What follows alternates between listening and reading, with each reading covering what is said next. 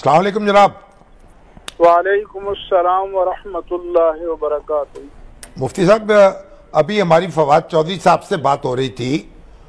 उनका कहना यह है कि जब तक ये मुजाहिरीन जो हैं ये सड़कें नहीं खोलेंगे और रास्ते कुशादा नहीं होंगे, एहतजाज ख़त्म नहीं करेंगे, उस वक्त तक हम इनसे कोई बातचीत नहीं करेंगे। तो क्या आप इस सिलसिले में क्या किरदार अदा कर सकते हैं? बिस्मिल्लाहिर्रहमानिर्रहीम।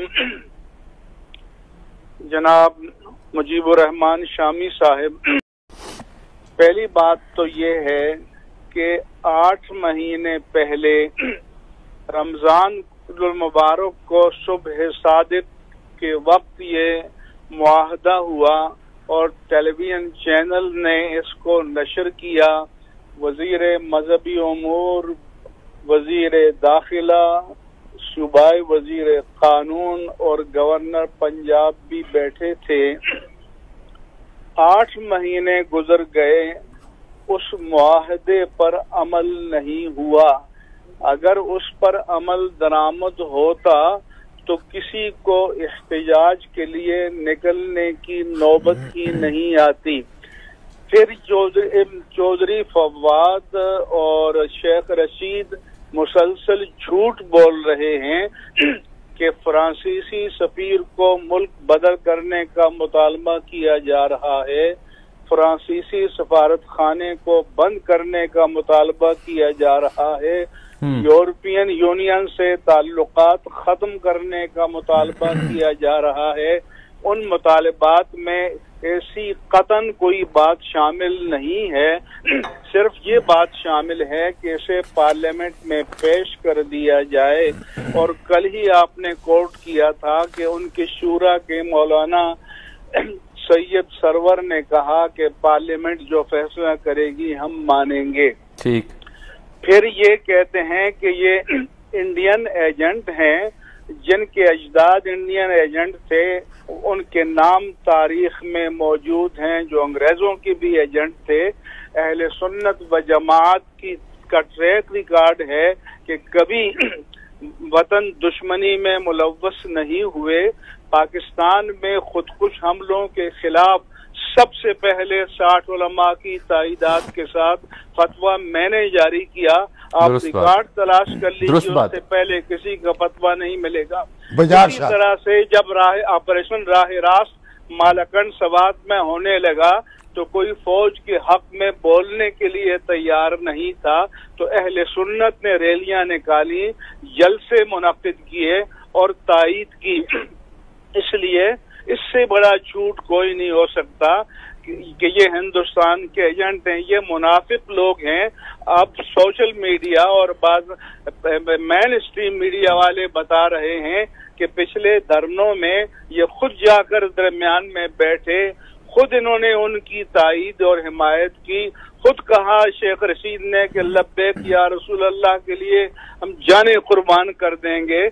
तो क्या कल दीन और था और आज दीन और है? इसलिए मेरी गुजारिश ये है कि मैंने 62 हलकों से गुजारिश की थी कि जेलों में मुज़ाकरात नहीं होते। आपको याद होगा जुल्फ़कार अली भुट्टो मरहूम के खिलाफ जब पीएनए की तहरीक चल रही थी तो क़यादत कोई सक्कर में, कोई डीआई खान में, कोई हरीपुर में, कोई वड में, कोई कहाँ जेलों में थी। उनको सहाला में मरहूम ने सबको आज़ाद किया और एक जगह जमा किया ताकि मुज़ाकरात हो सके। मैंने इनसे कहा एक रेस्ट हाउस में इनकी शूरा को जमा करें, क्योंकि जब मामलात यहाँ तक पहुँच जाएं तो एक फर्द फैसला नहीं कर सकता। दूसरी मेरी गुजारिश ये है कि जो मुतालिब वादे इन्होंने किए थे उनमें से किसी का ताल्लुक आलमी मामलात से नहीं है। उसमें यह था कि शेड्यूल 4 को उठाया जाएगा, उसमें यह था कि जो जिन पर एफआईआर दर्ज है अदालतों के जरिए उनको छुड़ाया जाएगा, हुकूमत मुआवनत करेगी, जिन पर केस नहीं उनको छोड़ दिया जाएगा। مگر پھر کریک ڈاؤن شروع کر دیا گیا. سعد رضوی کو تو پچھلے دھرنے سے پہلے گرفتار کر لیا گیا تھا. کیا انہوں نے جیل میں بیٹھ کر کوئی سازش کی؟ پھر ہائی کورٹ نے 2 مرتبہ ان کی رہائی کا آرڈر دیا اور اس کو کمپلائی نہیں کیا, اس پر عمل درآمد نہیں کیا. ہم سے زیادہ کوئی محب وطن نہیں ہے. مفتی صاحب درست بات ہے. باوقار طریقے سے ان کو ایک جگہ جمع کریں, صورتحال سامنے رکھیں, اور سعد رضوی ان کو حکم دے سکتے ہیں, لیکن یقین دہانی ہو کہ جو معاہدہ کیا ہے جس کا تعلق حکومت سے ہے کہ وہ 1 دن میں 2 دن میں 10 دن میں, کوئی یہ سالوں کا مسئلہ تو ہے نہیں ہے کہ یہ ان معاملات کو حل کریں گے, قوم کے سامنے آئیں اور وعدہ کریں, تو یقیناً مجھے امید ہے کہ انشاءاللہ پرامن طریقے سے لوگ جائیں گے. یہ پاکستان کے فرزند ہیں, یہ نبی کے غلام ہیں, یہ ڈرائیں نہیں. مجھے ہنسی آ رہی تھی کہ ٹکر چل رہا تھا کہ لاہور میں پولیس فلیگ مارچ کر رہی ہے. کس کے خلاف کر رہی ہے؟ کس کو طاقت دکھائی جا رہی ہے؟ یہ تو پاکستان کے فرزند ہیں, یہ مسلمان ہیں, یہ نبی کے دیوانے ہیں, اور یہ ریاست کے وفادار ہیں, یہ ریاست کے غدار نہیں ہے. تحریک طالبان پاکستان TTP جو آپ کے نزدیک سرٹیفائی غدار انڈین ایجنٹ ہے, ان سے تو مذاکرات کی بھیک مانگی جا رہی ہے اور طالبان افغانستان سے مدد مانگی جا رہی ہے. یہ جو اپنے لوگ ہیں ان کے ساتھ معاملات کو چند گھنٹوں میں طے کیا جا سکتا ہے. شامی صاحب آپ جانتے ہیں یہ کوئی دنوں کا مسئلہ نہیں ہے. مختصر. اچھا آپ مفتی صاحب کم از کم یہ بات تو ہو سکتی ہے کہ جو مظاہرین ہیں وہ کوئی سڑک کا ایک حصہ خالی کر دیں تاکہ ٹریفک چل سکے, دوسرے حصے پہ بیٹھے رہیں.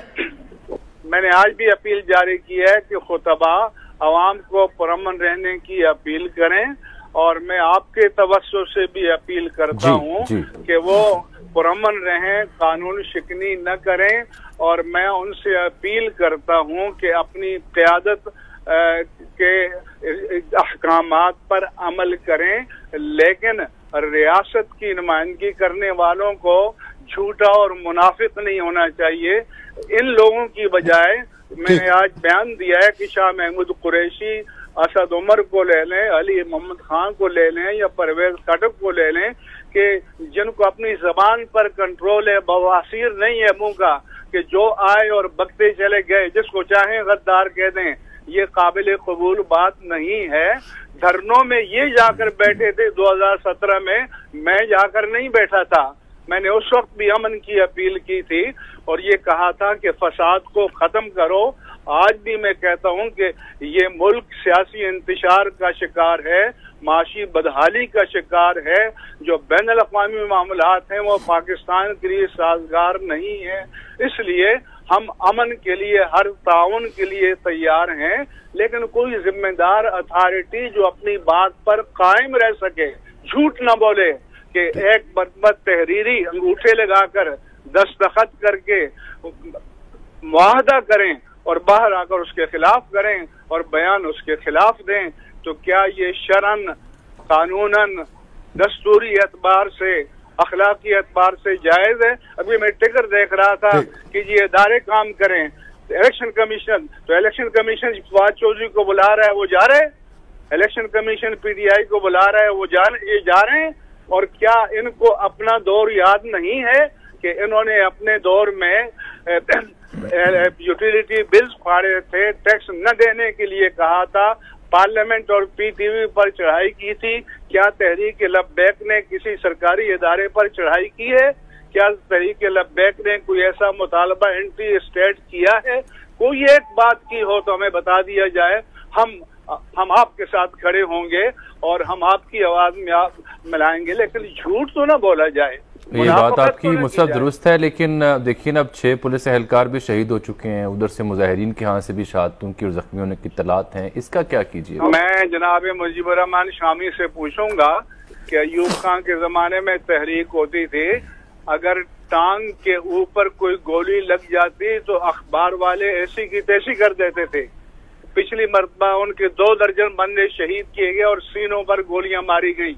میں चाहे वो पुलिस का हो वो भी फर्जंद पाकिस्तान है, चाहे वो तहरीक लब्बैक का कारकुन हो वो भी फर्जंद पाकिस्तान है। किसी की जान नहीं जानी चाहिए, कोई नुकसान नहीं होना चाहिए, सब नुकसान हमारा मिली और कौमी नुकसान है। लेकिन जिम्मेदार बनकर हुक्मरानों को ये मसला मुल्क के बेहतरीन मफाद में हल करना चाहिए और एक सियासी जमात की हैसियत से उन्हें काम करने की स्पेस देनी चाहिए। और जब इनको आज़ाद किया जाएगा तो मैं चल कर इनसे कहूँगा कि आप पॉलिटिकल नॉर्म्स के साथ और सियासी अक़दार के मुताबिक अपनी सियासी जमात को चलाएं और ज़रूरी नहीं है कि हर मरतबा बंद गली में जाकर खड़े हो जाएं। बहुत मेहरबानी जी, शुक्रिया।